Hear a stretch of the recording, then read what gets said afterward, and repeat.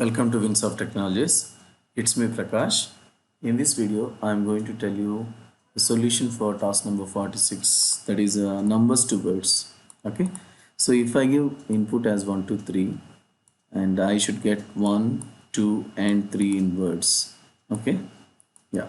So and if I give 7, 8, 6, it should be 7, 8, and 6 in words. So how to do this? It's very simple, guys. We need to use the reverse number logic, and we are going to use a switch case inside the while loop. Okay. So we know reverse number logic, right? Let's write the reverse number logic first. Why should I reverse a number first? Suppose if I take 1 to 3 here and divided by 10, guys. Okay. So 123 mod 10. This is what n value actually. N means the given number. And mod 10 means so what you are getting? So remainder is 3, guys. Okay. 10 12s are 120. The remainder is 3. So again n equal to n by 10 means it will become n equal to n by 10. So 123 by 10. So it will be 12. Again what you are doing? 12 mod 10. 12 mod 10 means it will be 10 ones are 10 and the remainder is 2. So you are passing 2 to the switch case.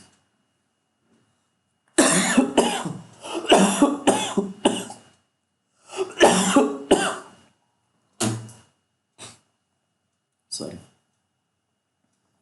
So you are taking digits. But what are we doing here? You are getting reverse digits. 3, 2, 1 like that. But instead of getting 3 to 1, if you pass this to switch, like say for example R value I said as with the previous logic. So if you pass R value here, you will get 3 to 1 instead of 1 to 3.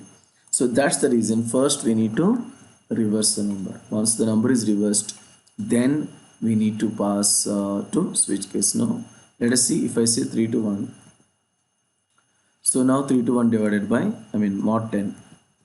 321 is n value, mod 10 means remainder is 1. Okay, and this will be 32 if it is 3 to 1, and then this time you will be getting 32 as the 32 mod 10 means 3 will be coming, yeah. So quotient will be 32. So like that, we are getting 1, guys, reverse number. Okay, so you are passing 320s are 32 into 10 320 and remainder is 1. The 1 you are passing to switch case. Okay, so that only 1 will be displayed. So next time it is 32, right? So 3 10s are 30, remainder 2. So then 32 mod 10. So remainder is 2. So then this 2 will be passed to switch case. Switch case is printing, you are printing case 0 and the SOP system.out.println 0. Case 1 means only 1. Like that you are printing in system.out.println statement. So whatever digit you are passing to switch case, it will print in words like only 1, 2 or 3 like that. So it's obviously good if you pass a reverse number. First you need to reverse the given number, then take the remainder, split each digit from the number and pass it to switch case. That is what I'm following right now. Okay, so let's get started, guys. So let's do it normally without reversing number and see the problem what is happening. Okay, then I'll convert the same thing with the reversing number so that you'll understand the problem and solution. Okay, let's switch to Notepad++ and let's choose a language NJ for Java. Okay, so this is task number 46. This is numbers to words. So what I'm saying, since I'm taking value at runtime, import java.util.scanner class task number 46, and inside this I'm taking a main method, public static void main, and string args command line arguments are taken, and here what we are writing is, scanner class object I'm creating. Scanner s is equal to new scanner of system dot in. Okay, so what are we doing here? So let's ask the user for a number first. System dot out dot print enter a number that is nothing but n value that I'm reading to n itself. N is equal to s dot next integer, the number is ready, and save it first. Task 46. Let's go to Prakash 1 folder. Task 46.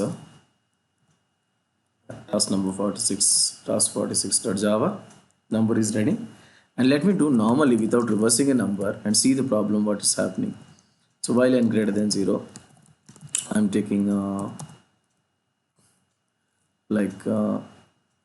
variables like reminder, means r sum equal to 0.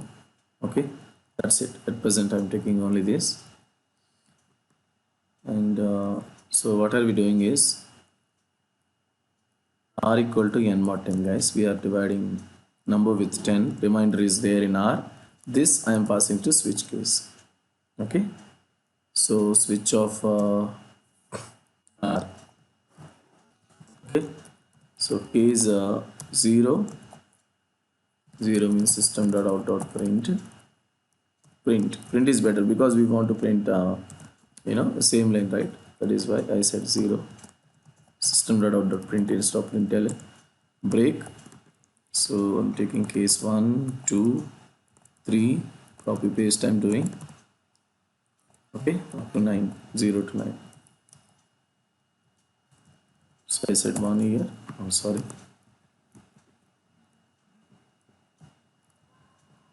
Here is 1, 2, 3, 4, 5, 6, 7,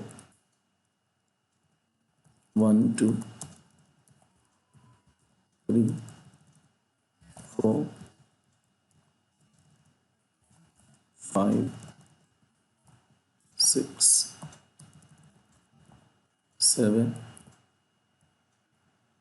So let's save it and let's paste it again. 8, 9. Okay, 0 to 9 digits.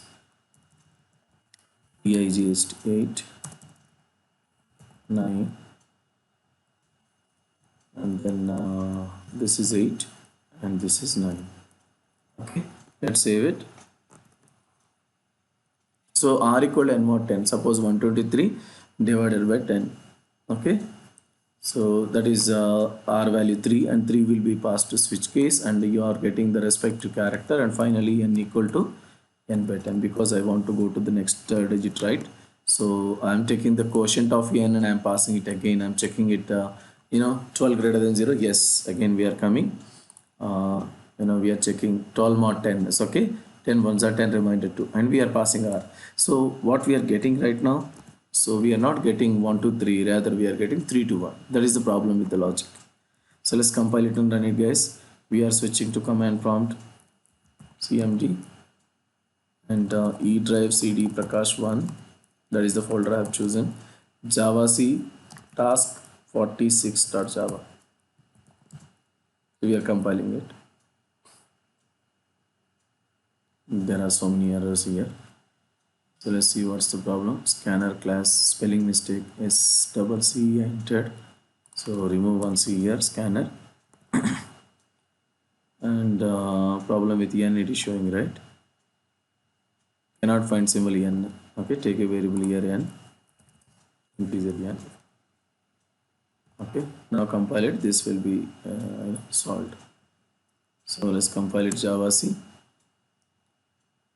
46 task 46.java, no errors. Now let's try to execute, guys. Java task 46, enter. So what I'm giving 1 to 3. What it is showing? 3, 2, 1. Okay, so this is the reason I have to reverse the given number first, and then excuse me.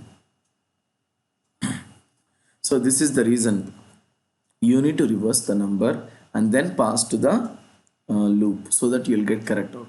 Okay, so let's get started, guys. We need to reverse the number first. So what I'm doing here, after reading n value, we are writing reverse number logic, guys. Okay. So how to reverse the given number?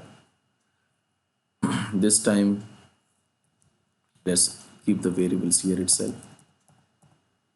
In between this I'm writing, guys, go to the last. Here I'm writing reverse number. So we are reversing logic, we are writing two times. That point we need to remember. Okay. So while n greater than 0, okay, so r equal to n mod 10, some value 0 initialized there, sum equal to sum into 10 plus r. So keep it in parenthesis to be on the safe side, and then n equal to n by 10. So this logic will make the reverse number, I mean number will be reversed and stored in some variable itself, and the sum value, you know, first let me print it, guys. Print ln reverse number. So do we have reverse number here or not? Checking. Okay, plus sum is having reverse number, right? And let's comment all these lines of code so that we'll see only this part. Slash star star slash. So this is commented. Let's run this first part, right? This one. Okay, so whether the number is reversing or not, we need to check it out. Go to command prompt, java c task46.java. So we don't have any errors, we are executing. So I'm giving 1 to 3, it is printing 3 to 1. Perfect. So the reverse number is stored in the variable called sum here. Okay, this sum value I need to pass to my second loop, but here what I wrote n greater than 0, but here n became 0 at the end of this loop. So what I need to say, the value sum which is there, I mean the reverse number which is there in some variable, I need to pass to my variable called n. For that what I'm doing is I'm commenting this line, and here I'm writing again n is equal to sum. So the reverse number is stored in sum. Now I'm uncommenting this line, and this will work perfectly without any issue. So what's happening here? We are storing some value, nothing but reverse number, into n, and the logic will continue normally. So you'll get 1 to 3 this time rather than 3 to 1. Let's check it out, guys. So what are the changes I made?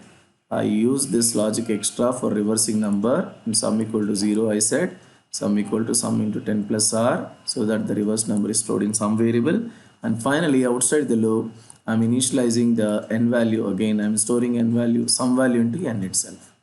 Okay, so here I'm writing storing reverse number into n. That is what I'm doing here. So now it works perfectly. Let's check it out, guys. Let's move to this, compile it again, java c task46.java. Let's clear it for CLS. Now you execute java task46, give 1 to 3 as input. See the output, guys, 1, 2 and 3. In this way we can make use of this logic to reverse the given number, I mean to print numbers to words. Okay, thank you, guys. See you in the next video.